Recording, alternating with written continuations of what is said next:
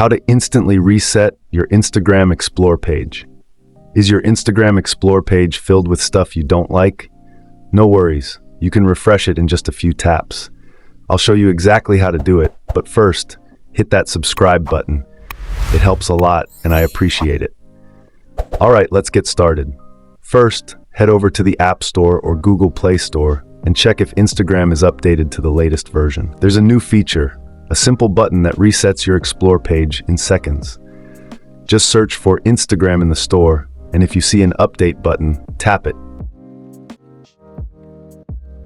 Once updated, open Instagram and tap your profile picture at the bottom right. Then, hit the three-line menu at the top right. Here's where the magic happens.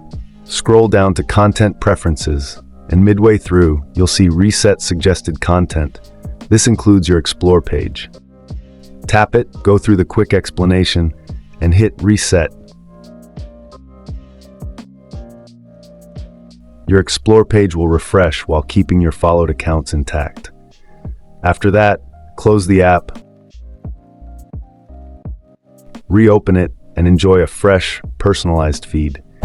If this helped, don't forget to like and drop a comment below with any questions. Thanks for watching.